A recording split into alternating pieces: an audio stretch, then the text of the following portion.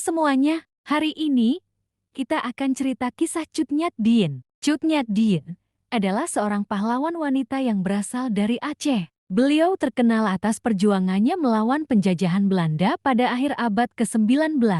Berikut adalah rangkuman dari kisah lengkap perjuangan beliau. Latar belakang Cut Nyak Dien. Cut Nyak Dien lahir pada 12 Mei tahun 1848 di Lampadang, Aceh Besar. Beliau lahir dalam lingkungan keluarga bangsawan yang religius dan memiliki jiwa patriotisme tinggi. Ayahnya, Teku Nantasutia, adalah seorang Yual Balang pemimpin wilayah yang berperan penting dalam pemerintahan lokal dan perjuangan melawan Belanda. Dari kecil, Cut Nyak Dien dididik dengan ajaran Islam yang kuat serta semangat cinta tanah air. Pada tahun 1863, Cut Nyak Dien menikah dengan Teku Ibrahim Lamngah, seorang pejuang Aceh. Mereka hidup bahagia dan memiliki seorang anak. Namun, kebahagiaan mereka tidak berlangsung lama karena Belanda terus memperluas pengaruhnya di Aceh. Pada tahun 1873, Perang Aceh dimulai ketika Belanda melancarkan serangan besar-besaran untuk menguasai wilayah Aceh. Teku Ibrahim Lamngah,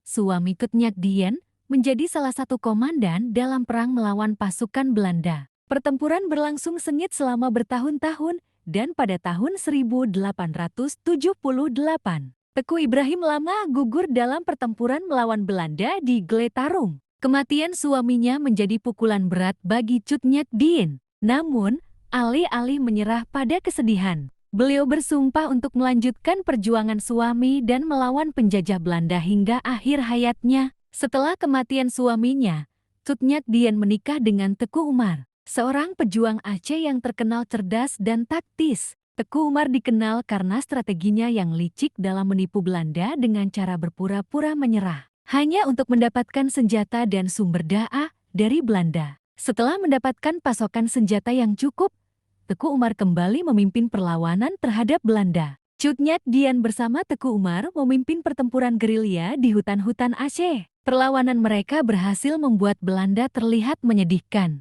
Meskipun Belanda memiliki persenjataan yang lebih canggih tapi tetap terpojok. Cut Nyak Dien sendiri sering memimpin pasukan di medan perang dengan keberanian yang menginspirasi banyak pejuang Aceh lainnya. Pada tahun 1899, Teku Umar gugur dalam pertempuran di Miulaboh. Kematian Teku Umar sekali lagi menjadi pukulan berat bagi Cut Nyak Dien, tetapi ia tetap tidak gentar. Beliau terus memimpin pasukannya untuk melawan Belanda. Meskipun dalam kondisi fisik yang semakin menurun akibat usia yang bertambah dan penyakit rematik serta mata yang mulai rabun. Setelah bertahun-tahun berperang melawan Belanda, kekuatan dari pasukan Aceh berlahan mulai melemah. Sumber daya mereka pun semakin menipis, sementara Belanda terus mengirim pasukan baru. Kondisi fisik Cut Nyak Dien juga semakin memburuk, namun beliau menolak untuk menyerah. Dalam kondisi yang sangat lemah, pasukan Cut Nyak Dien akhirnya terkepung oleh pasukan Belanda di Gunung Halimun. Pada tahun 1901, salah satu anak buahnya yang tidak tahan melihat penderitaan Cut Nyak Dien akhirnya membocorkan lokasi persembunyian mereka ke Belanda. Cut Nyak Dien ditangkap dan diasingkan ke Sumedang, Jawa Barat.